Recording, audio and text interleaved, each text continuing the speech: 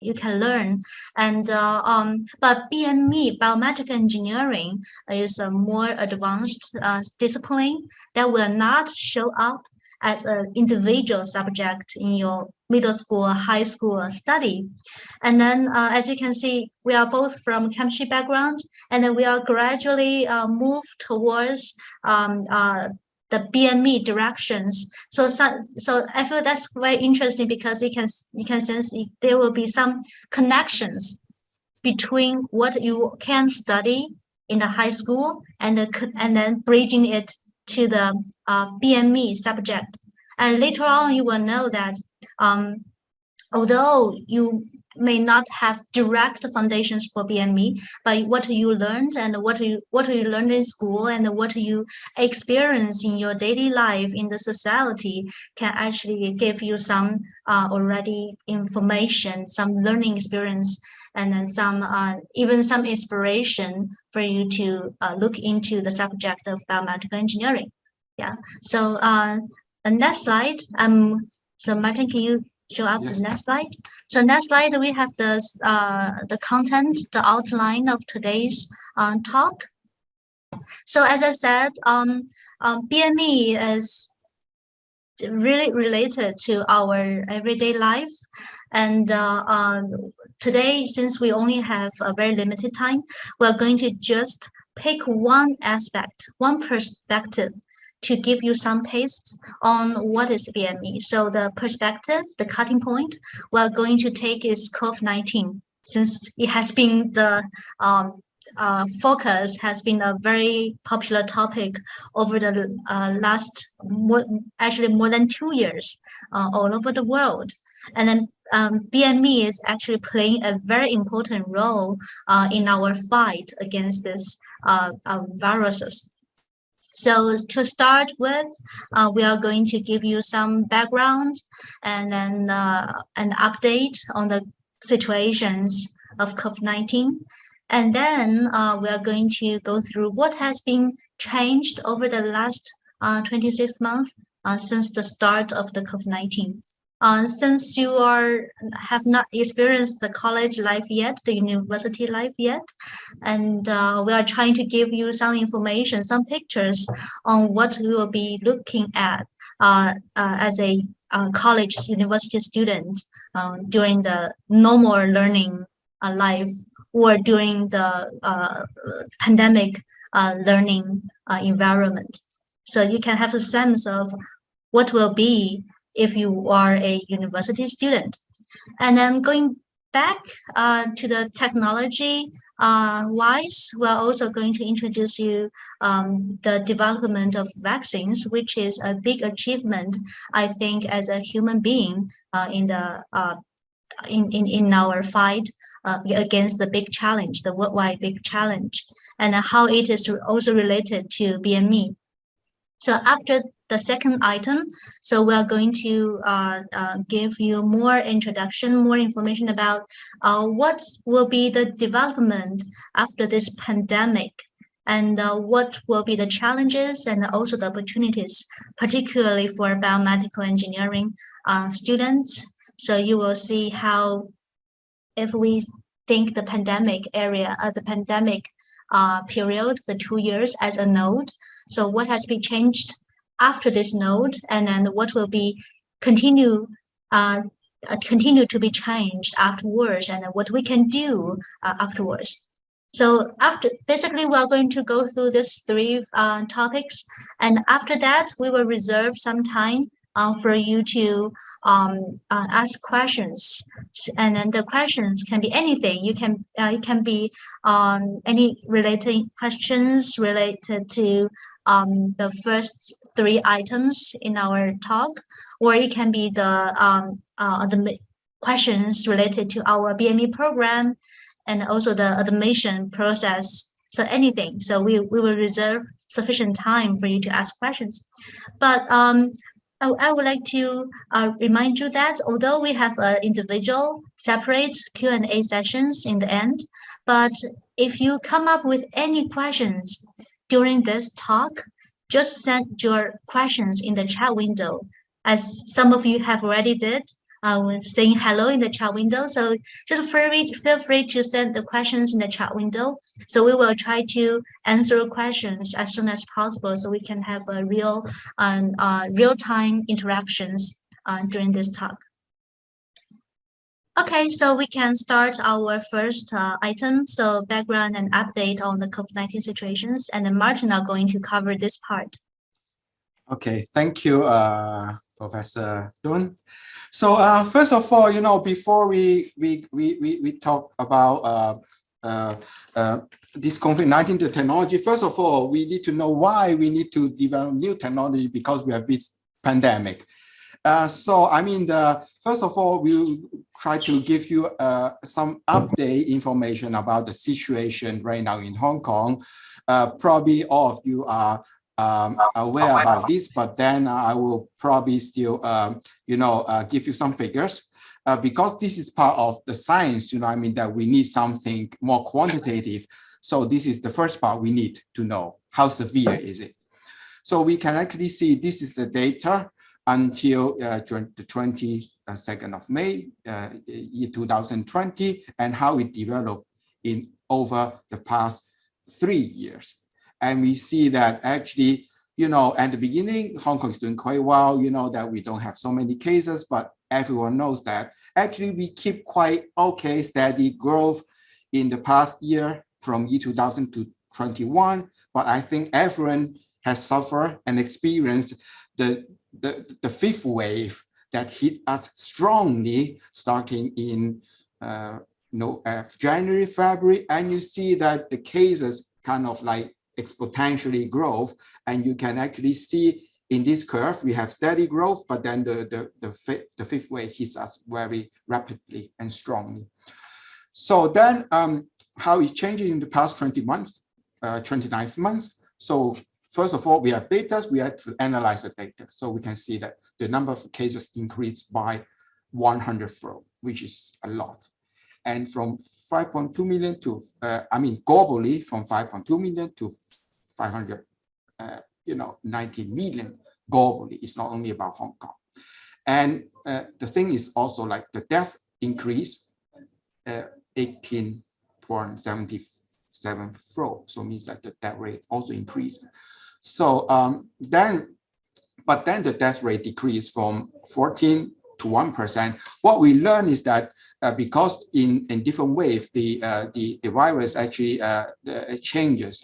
From different variants to another variant. So at the beginning, we have quite high death rate because the first variants like the deltas, and they are quite severe.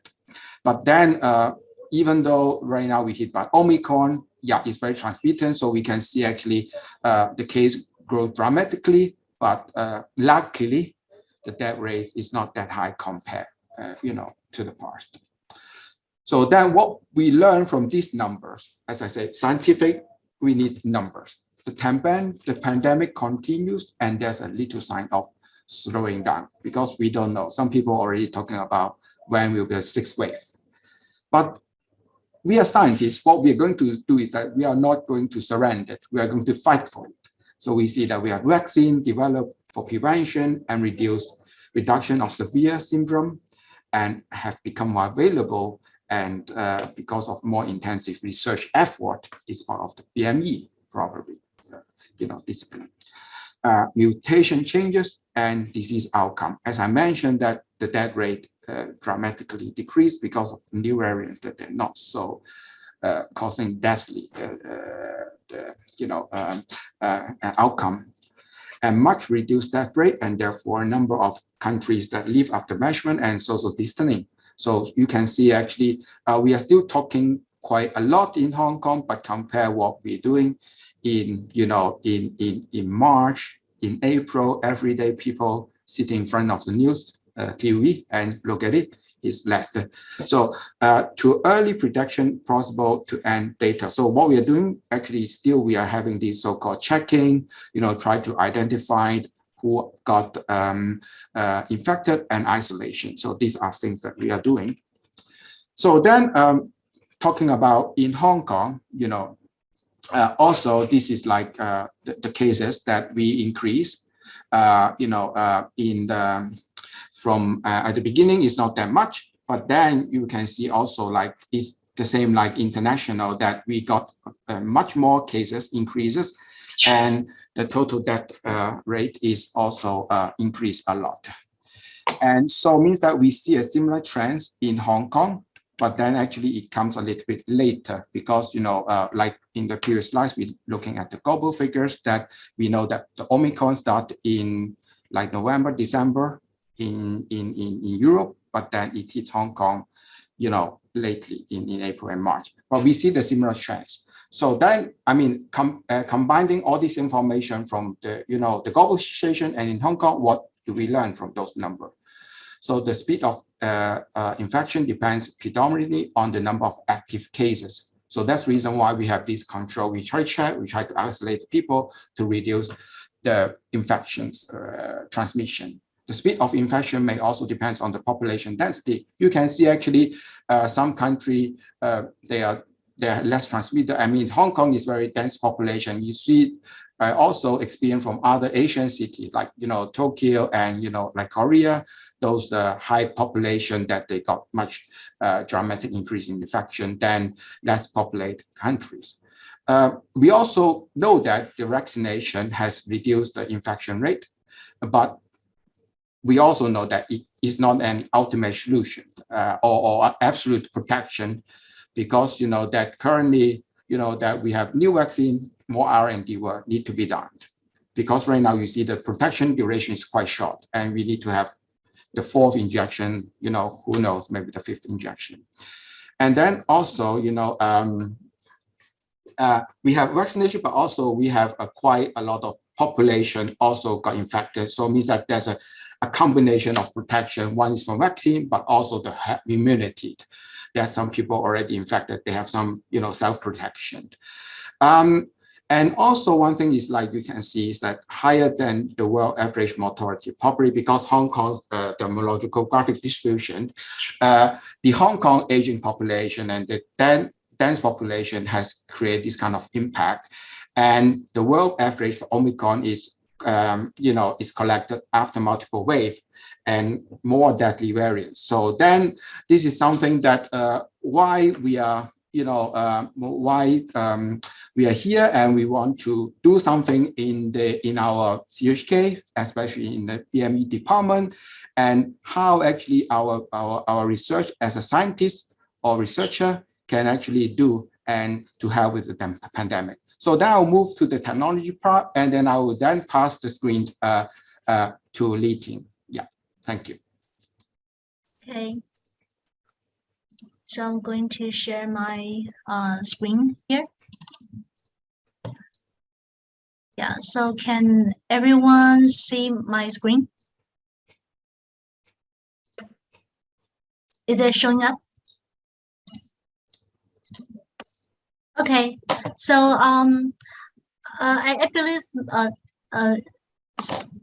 so let me just double check. Is it full screen, Martin? Yes. Okay, that's great. Yeah, thank you. Yeah, so I believe many of you have still have a fresh memory of what is happening before the COVID-19 situations, but the pandemic is not the first occurrence in the world or in Hong Kong. So back around 20 years ago, so Hong Kong was hit by the SARS. And but at that time, I think most of you you might not be born yet in the Zoom meeting. So the occurrence of the SARS is a big challenge, and then but if we're looking back, is still an opportunity for a lot of technology development, and also changed our way of life, the daily life. For example, starting back then, people start to use the serving chopsticks, and then many people developed the habit of wearing the face masks in some cases, and then also the sanitization has been adopted everywhere. And particularly in the hospitals, new facilities and new practices are adapted to the severe pandemic. So in that sense, Hong Kong has more experience in dealing with this pandemic. But if you still recall the numbers Prof. Martin just mentioned, so you can see that there are actually a big difference between the SARS and then COVID-19 situations. So the COVID-19 situations is quite infectious. It can spread very widely and rapidly. So that may be one of the reasons that the COVID-19 pandemic has been lasted for over 26 months already, and then we don't know when it will end. We don't know when exactly there's no need for us to wear masks, and then we can resume the normal life 2 years ago. So this is the history of how we deal with the pandemic in Hong Kong. So during the change, so what does BME do? So BME is quite interdisciplinary subject. I believe many of you are curious about this one. So it's very interdisciplinary. And then one aspect you can check the interdisciplinary is that you can check our professor's profile. So you can go to our BME website. So we have the core faculty members. So you can click in to check each professor and see what each professor is doing. Like me, I'm doing real biological experiments like cell biology, genetic technology, and then biological engineering thing. And then Martin is doing the sensor thing. And then we still have some professors doing the imaging thing. So imaging thing, it can range from real single cell imaging and to a whole animal imaging, so a big range. And then some professors are doing, like our department chair is doing those devices and robotics to help patients to recover from the diseases. And then we also have professors doing the nanomedicines, which is really related to our COVID-19 vaccinations. Yeah, so our lovely admin just sent the link. So you can check the chat window to go to the link to check our professor's profile. So BME is really interdisciplinary with a lot of different aspects to tackle the challenges of biomedical needs in the world. So what we BME can do is we can develop devices to treat patients.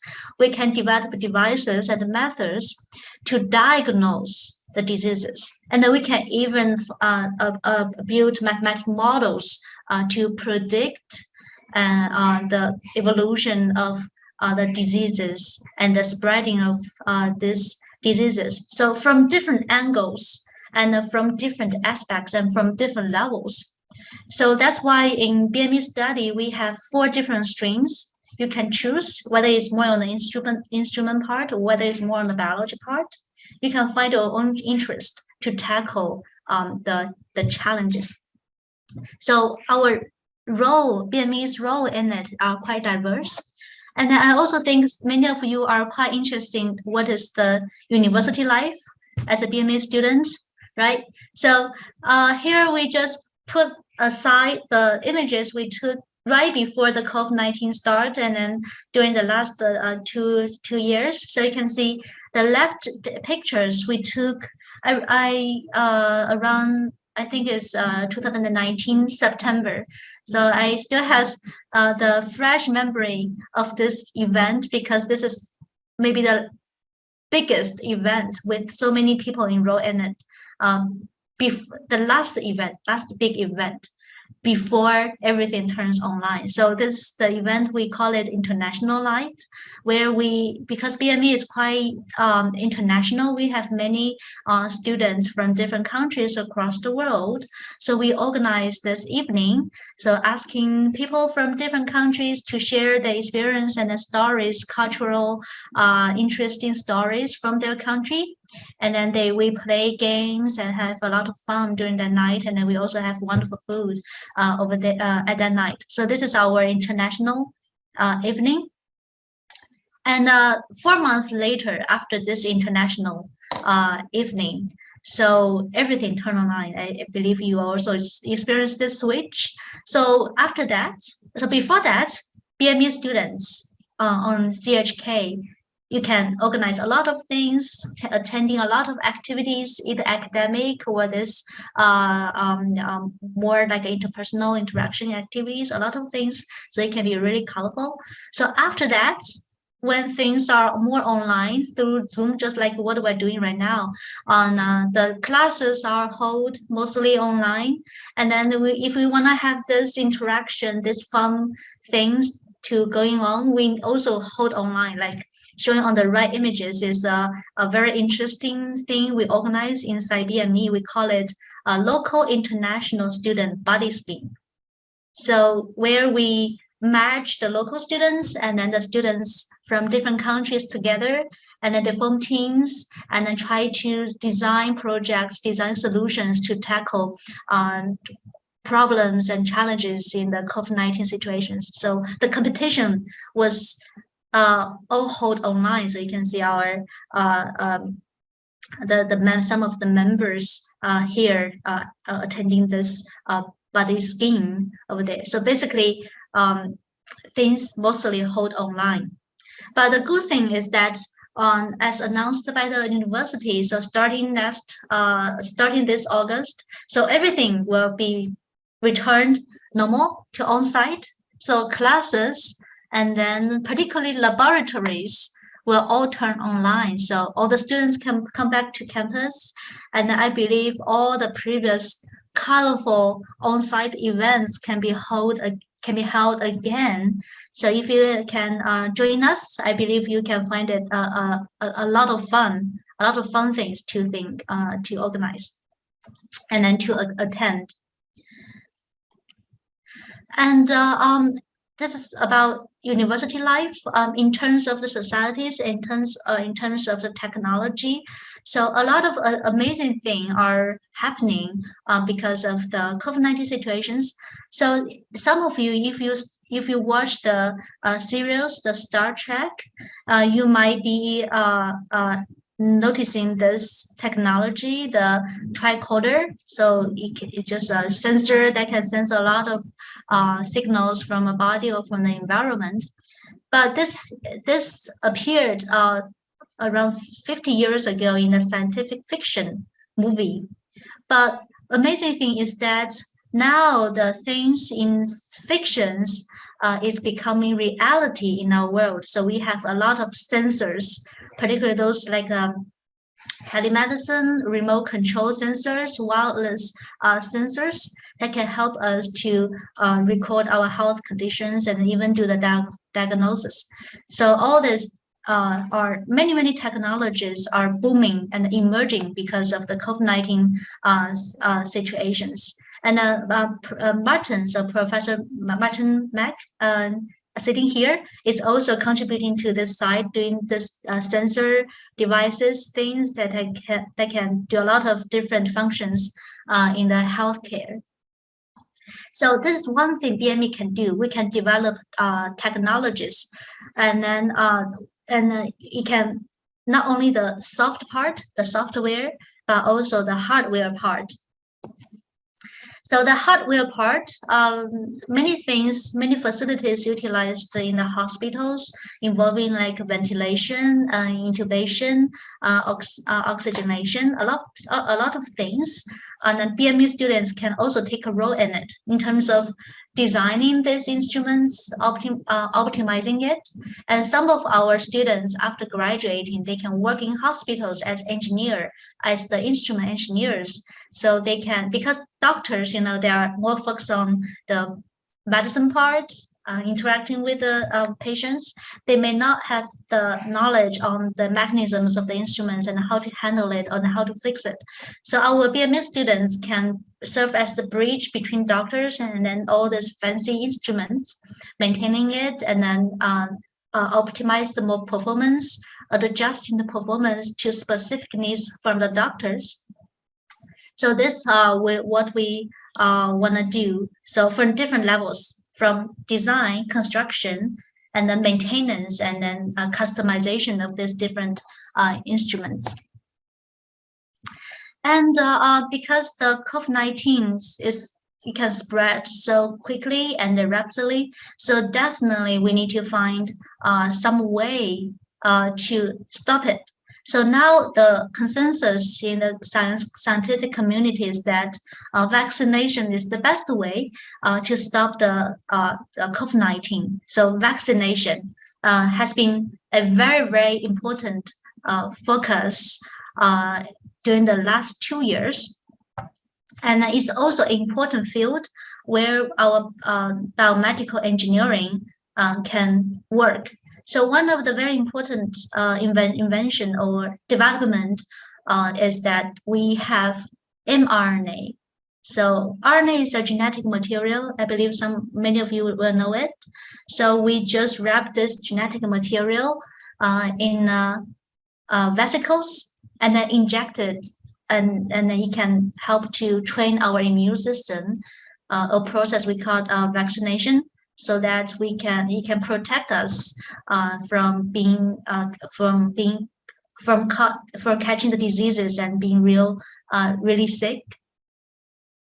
So I'm going to just give you a little bit more information about the mechanisms and the structure of the mRNA vaccines, and then I believe most of you have already taken the vaccines, and if you took the vaccines from BioNTech, then you've already have mRNA in your body. So now taking the chance of this slide, you will know what is really happening and what is the details of the vaccines in your body.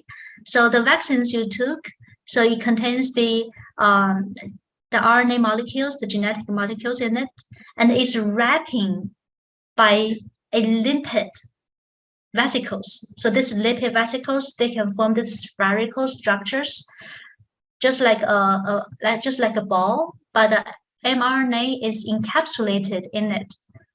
So the lipid vesicles, the outing layer, can serve to protect the mRNA, so it can be very stable and take actions in our body. So yeah, it sounds like quite simple, but actually every step in the design and construction of vaccines are quite complicated.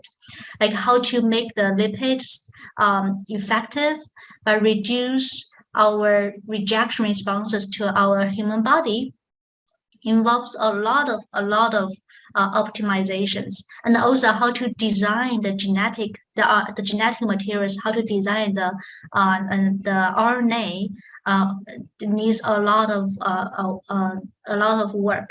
So that's one approach BME can do. So in terms of the vesicle part, it's a lipid-based nanomedicines, and then one of our professors in our department is exactly working on the nanomedicines to deliver drugs in our human body to treat diseases. And then genetic part is related to the genetic technologies. It's also related to what our lab, my lab, is doing. So one amazing thing you may notice is that the speed of the mRNA vaccinations. So previously, the very commonly used vaccines you took, it takes really, really a long time for them to go to the market. So the one of the extreme cases is the chickenpox. It takes 28 years for it to be proved and really used widely in the world. But and then other vaccines take like 10 years, 20 years, or at least 4 years. But what happened to the mRNA vaccines, the vaccines for COVID-19 situations, is that because the design, because the principle, the mRNA vaccines was provided to the market just within 1 year. So you can see the big jump. So previously 30 years for a vaccine to be available, but now 1 year. And then this is I would say is a bit advanced in the field of biomedical engineering. So everything can be processed much more rapidly compared to the traditional vaccines.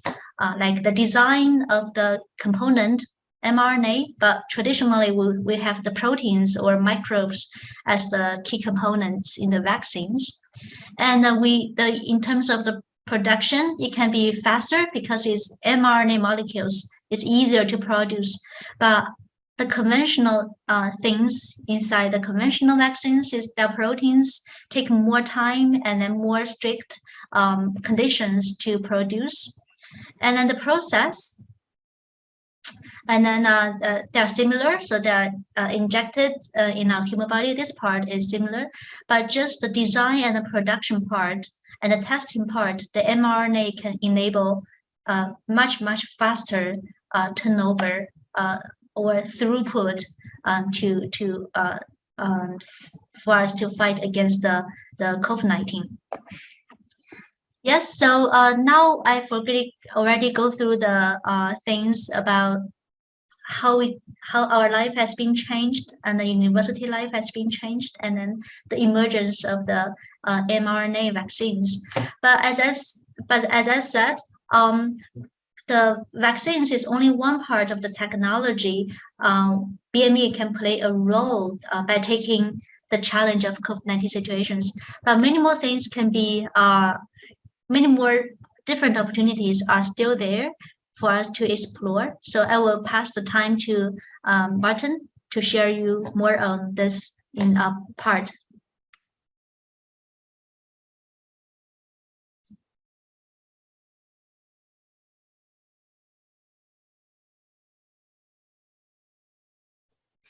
Yes, thank you, Professor Li Ting. And so then just want to check everyone can see my screen. Yes. Yes. Okay. So then, so we know that actually because of the pandemic, actually it drives the rapid development of a new vaccine called microRNA vaccine technology. But then right now we only use it mostly in COVID-19. But then, as I say, it's a new class of drugs. What we are going to do today is that we are just fighting with COVID-19, and in the future, you know, we are predicting we're going to see this technology will going to be further developed and will be more and more advanced. That probably right now, you know, that we did actually also vaccination for other disease, but they are not mRNA vaccines. But as already mentioned by Professor Duan, that there's a lot of advantage on microRNA vaccine. So basically, we are seeing that in tomorrow, probably this microRNA technology is going to replace some of the traditional modalities of vaccine that can be used for treatment of like cancers or other diseases. And in the future, I mean, that for sure that why we target cancer and all those diseases, because they are, you know, kind of still very important and causing a high death rate, and that's very difficult to treat. But then in the future, we will see even more euthanize of microRNA vaccine, you know, hoping for the future that beyond those like cancer or COVID-19, we are going to see to use it for a more normal disease like allergen disease, inflammation disease, autoimmune disease, and etc. But this is something that, you know, there's a lot of rooms actually for a biomedical engineer student, you know, studying in the field of, you know, cell biology, of microbiology, is that, you know, trying to understand the mechanism and to develop new drugs for other disease models in the future. And another thing I want to just highlight is that I think you have experienced always in the past when you got sick and you go to see the doctor and they will see that, okay, yeah, you got an influenza, you know, or flu, that go back home, drink more water, I give you some pills, you know, that to lower body temperatures. And there's no kind of drugs that can treat virus in the past claim. But then you see, actually is, if we need it, as a scientist, as a biomedical engineering, we can actually do it. And you see nowadays that we put a joint effort between countries, and you see actually countries or some companies already develop new drugs, you know, for providing a new mechanism to treat virus. It's based on a kind of like new mechanism that can actually integrate into the virus replication system and to suppress the replication of the virus. So it means that this drug actually going into the cells and they just blocking the replication of the virus. But then for sure that it's not only a particular area, but then, you know, it's combining like understanding molecular cell biology and biology, and also like I say, go back chemistry, because I mean that you need to develop the drugs itself. So then we also need new knowledge on rational drug designs, and it gives a lot of new opportunities. Also, the advantage of the drug is that this is an oral drug. You don't need to go and, you know, some people really kind of nervous about having needles for the vaccine, but this is like the drug, oral drug formulation, but then we still need to knowing like the long-term safety studies is also another part of research in the biomedical engineering field. And now we can treat COVID-19, and probably, you know, we'll know that there will future drugs developed that can treat other virus disease as well. And so we can see actually now the pandemic's causing a lot of problems to actually to the society, to life, and people sacrificing. And actually, like Professor Duan said, it's a big lesson to learn. But what we can see is that there will be a growing in demanding of a biomedical engineering researcher, this discipline, in the field, because that, you know, people are wanted actually that at current situation is not sufficient. At the beginning, before the COVID-19, every country think that they are prepared. So we can see this is not the case, even though we see the same situation happening in developed country like in Europe, in US, or in Hong Kong. We are quite, you know, think that we are doing quite well in our healthcare system.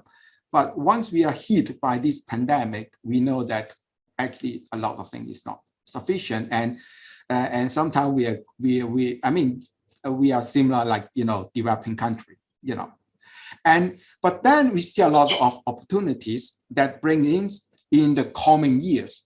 And that is why biomedical engineering, this discipline are, you know, kind of also a multidisciplinary education brings also a lot of opportunities in the future for the students, you know, in job market or continue some research in the academic area. So the first thing is about prevention. So how we commit. So then probably you see everyone wearing face masks. In the past that you only buy face mask, but you can see right now there's so many different design of face masks, but not only the material, but also the shape, how you shape the face mask that you can actually make you breathe more comfortable, and all these things are also part of the engineering. People didn't think about it, that a face mask can have different folding to facilitate the breathing. And also sterilization. People know that there's, okay, you go and to have some soup or gel to clean the hands. But then there's also a lot of different new system or developed via engineering design that, you know, to kind of deliver this sanitation. I mean that, okay, one of the very interesting I want to talk about is that probably you see that there's a lot of robot that you see right now in the MTR station or in the shopping mall that actually is robot driving, and they spraying this sanitization, you know, kind of disinfectants around. And actually this is also part, you can find that we have discipline also in our program that work on robotics, but for sure that this robotic can be broadened to different application. Also, you know, you can see new protection garment is being developed, and also software apps that we are really using to trace and to try to find out who got sharing information, to try to find out where the infection site, and then to get warning and to try to isolate the person and try to minimize infection. And this is also involving something like data analysis, AI technologies, and which is also part of included in our BME curriculum as well. And also others simple devices like rapid bond temperature scanning device, and all these are also covered in our curriculum under biomedical instrument as well. And then this is the second part. So you protect yourself, but then you know that you need to find out who is got infected to try to cut the infection line. And this relies on the diagnosis, which is actually also my expertise, and also not only me, and also we have other professors also doing on this diagnosis area as well. And you can see that at the beginning, no one knows what is PCR, probably not much people know, but then everyone, we are talking about a rapid DNA screening test. And right now you need to queue up, and you know, I think in the past experience, you know that some people queue hours in order to get checking, but we can see that actually some companies start to develop some kind of like more portable devices and consumable that you can actually doing PCR at home. And we are going to see it also we'll continue developing this kind of new tools because we see that actually the central laboratory is not sufficient. So we need biomedical engineers to develop new devices that can do self-DNA tests in the future. This is what we foreseeing. And another thing is antibody antigen biosensor, which is the rapid antigen test that everyone is using right now. This is also something it will be continuous growing, and because this is something you can see that despite that they are not so accurate compared to DNA, but then in terms of the cost, the distribution, and how many tests you can perform when suddenly you have this, you know, large number of people infected. This is the technology that we foresee they will continue to develop for not only screening for COVID, but also prepare for the future pandemics like other diseases. And as I also mentioned about that, you know, the DNA sequence need to be also speed up. So from the time that you got a sample to knowing the result, we also need new technology in terms of in the area of biosensor technologies to try to improve it in the future. And we'll see a lot of opportunities after you graduate and study in the field of biomedical engineering. And then at the end, it's about the treatment. So then, yeah, we can already see that there's a new hospital design that we needed because those diseases are highly infectious. So we need some negative pressure, airflow control, and so on and so forth. We need new oxygen breathing apparatus, and so on and so forth. And so we also, our curriculum also cover something related in this area. Basically, is so-called the some kind of regulation and things like that. So then you can actually knowing about some of the regulation in terms of biomedical engineering, and those regulations help you to actually design for devices, but also kind of like treatment environment design as well. And the last part, as already covered by Professor Duan, is the acceleration development of the new vaccine.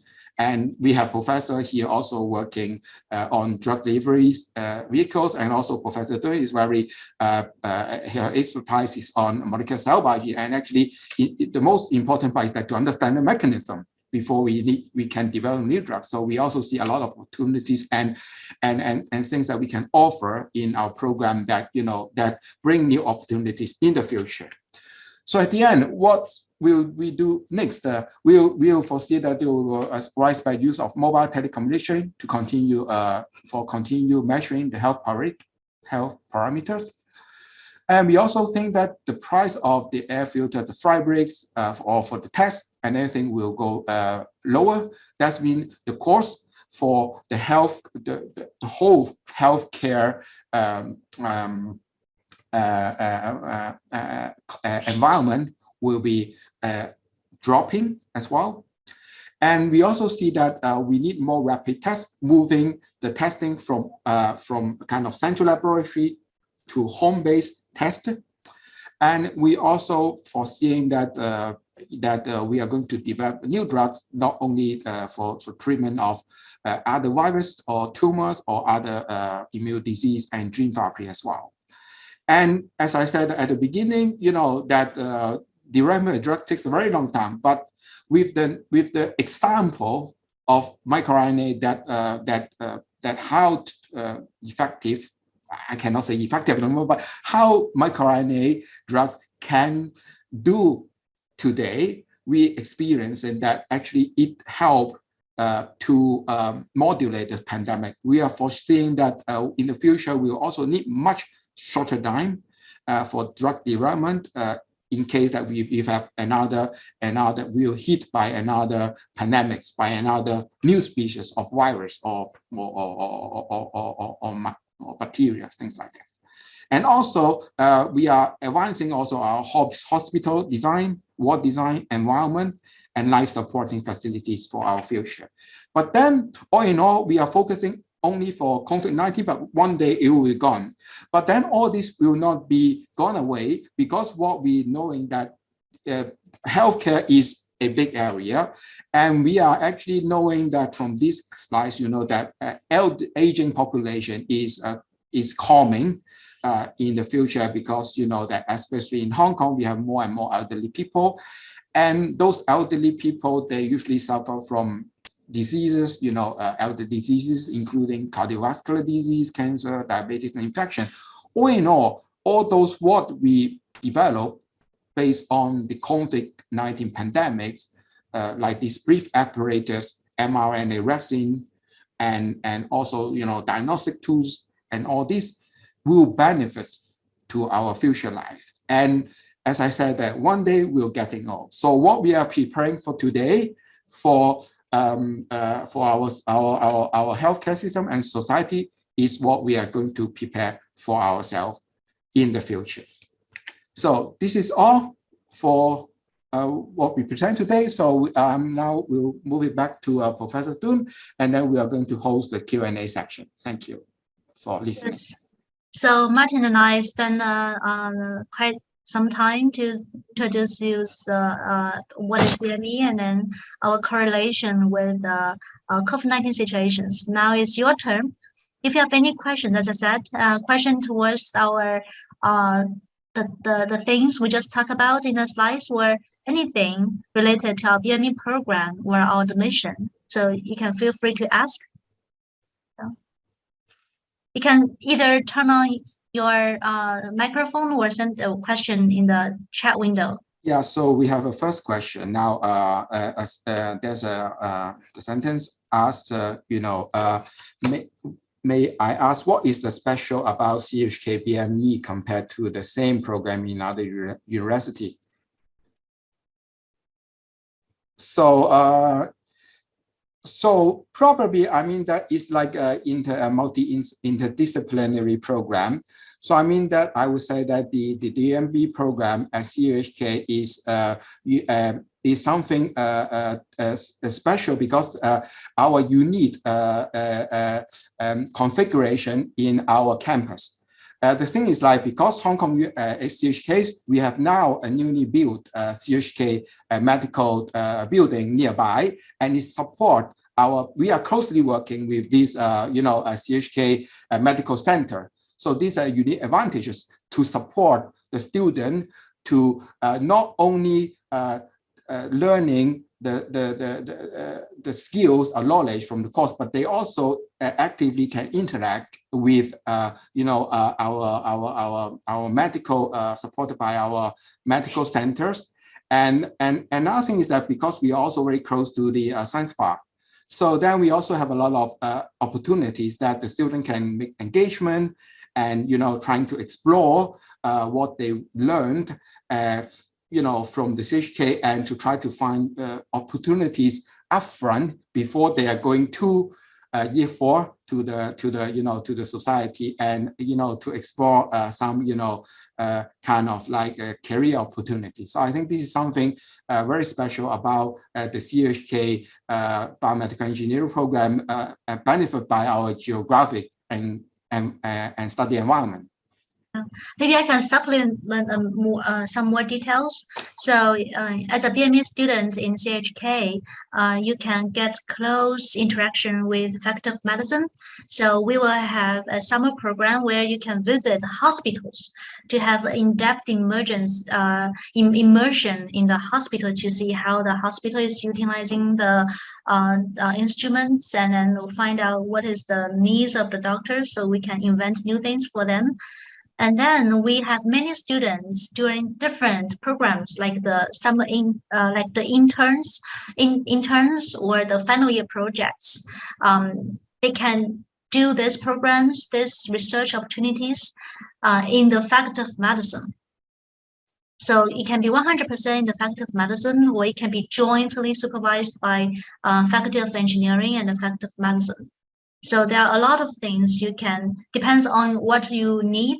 A lot of things you can get 100% close to medicine, or do things that are closely in collaboration with engineering and the medicine, or in the engineering. Yeah, that's true. That's true. Internship is something that very special in our program, and the overseas exchange program also, and also many of our professor has overseas experience. So then actually they have a very good connection in international program that brings opportunities for our students to go overseas and do exchange or internship locally or outside Hong Kong as well. So another special thing I would think of is that we are quite a young department. As you can check the profiles, you will find many young professors are in our department.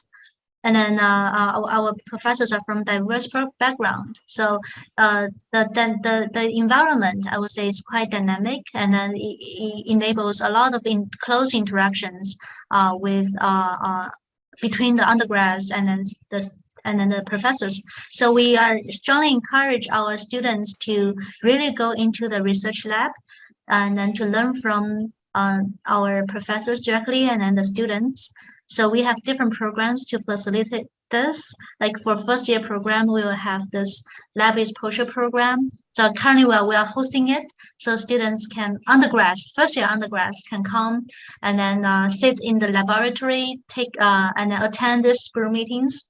Yeah, so we are also we'll continue this design of new activities to enrich the learning experience for our students. I think that's another special part about our BME department. Yeah. So maybe we can. Some more questions? Yeah. So another question. Yeah. So besides COVID-19, may I know more applications about BME, and can we invent new items when studying BME? Yeah, Martin, you want to answer this question since you invent so many sensors? Yeah, I can do it. So basically, I mean that COVID-19 is only a corner of the big picture. Basically, the field of biosensor are huge, and we actually in our lab for sure, or our colleagues in the field of biosensor, they are not only focused on COVID-19. We are working on like many general health and also cancer diseases, cardiovascular disease. And we are also not only working on this surface, we are actually also working on like general health, general fitness, which is actually very popular nowadays. Also like wearable sensor to detect, some kind of like healthcare marker directly from the skins. And so these are some biosensor activities that we are doing in our department. But as I said, that the COVID-19 is just a kind of like a situation that making people aware about biosensor. I can also add something about biosensor is that actually biosensor is different from a huge biomedical instrument. A typical example of biosensor is like the blood glucose sensor that you can buy in the pharmacy. You can see this kind of very costly little a device that you can actually take a drop of blood and you measure blood glucose you get the result in 1 minute. So we actually developed a lot of these kind of like low cost, rapid, portable devices that would like to support the society or the healthcare system in the form of different diseases and more than, for sure, that is more than COVID-19. Yeah. So maybe I can answer the second part. So. Yes. Can we invent new items when studying BME? The answer is definitely yes, and then you will have plenty of such opportunities. So we have, in terms of normal curriculum, we have laboratory courses that you can not only do the biologic part, but you can also invent a new devices. So we have different designs of the new devices. Sometimes we will guide the students to invent a new PCR machines you can use to make to detect the sequences of the genetic materials, or some devices to detect proteins, etc. So that's in the curriculum. And then we also have another course which is called Global Innovation, where students can learn how to design an idea and then make own product, a physical product, some product you can really make it, and then how to promote your product and your startup idea to investors. So to get money, to raise money for your company.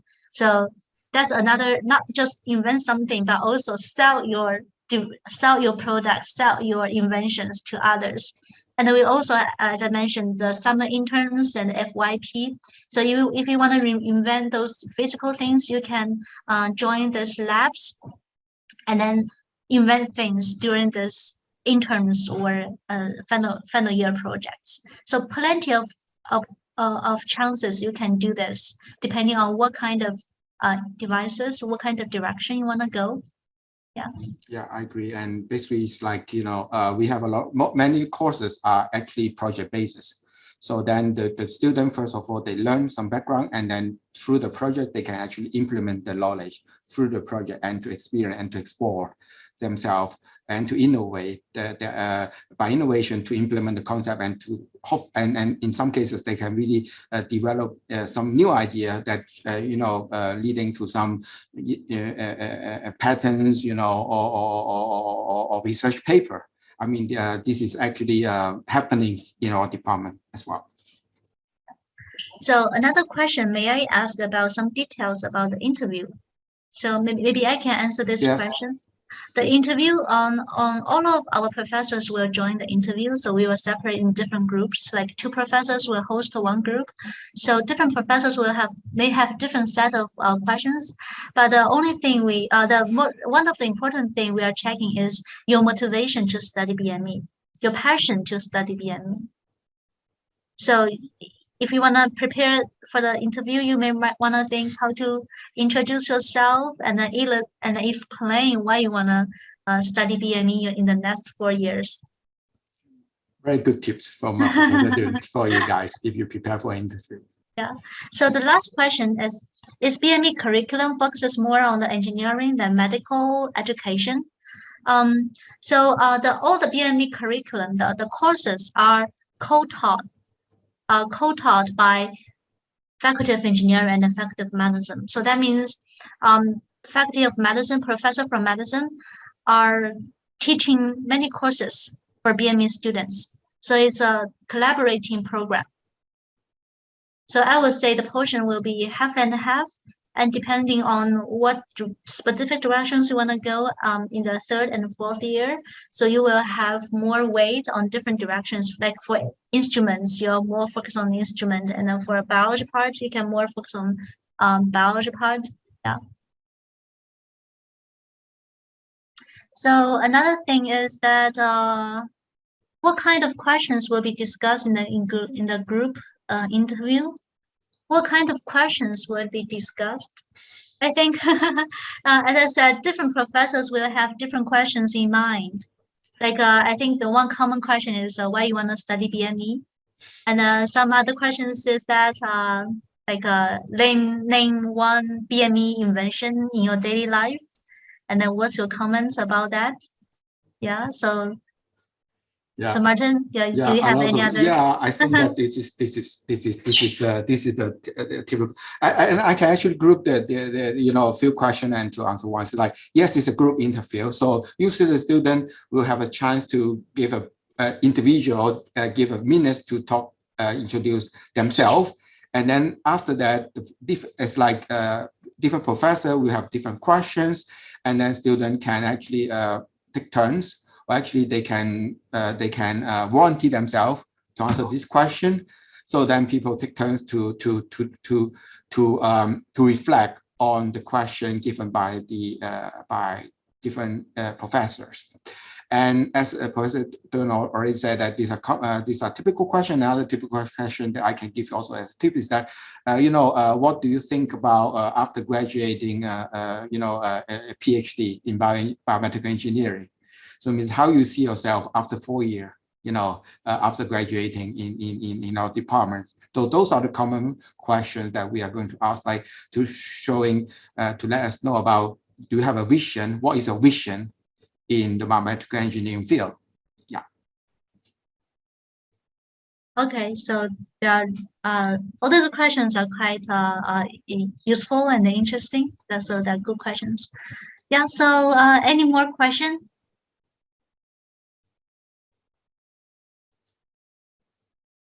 Okay. Okay. Another one. So. Yeah, we get a chance to have studies focusing in microorganisms. So this is your expertise, probably, Professor, so I will pass it to you. Yeah, so we in our laboratory course, we will have half of the laboratory focus on microorganisms. So you will have a chance to handle bacteria and observe bacteria and then do experiments on bacteria. So we do have I would say 2 laboratory courses related to the microorganisms. Yeah. It's good. It's not only taught courses, but you have hand-on experience through the laboratory. Experience. Yeah, through the lab courses. So definitely you'll get in touch with microorganisms. And then we also have research labs working on it. So you can have more chances to, in addition to the laboratory course, you will have more chances in the research projects to handle those microorganisms. Yeah, also, like, after you study the program and in the final year, if you're really interested on microorganism, then there will certainly a final year project offered by different professor. And, like Professor Duan is working on this microorganism, then you can actually do something more advanced, on studying microorganisms through the final year project as well. So, yeah, so it's really multidisciplinary. You can have different level of learning, at different study stages. Okay, so any other question?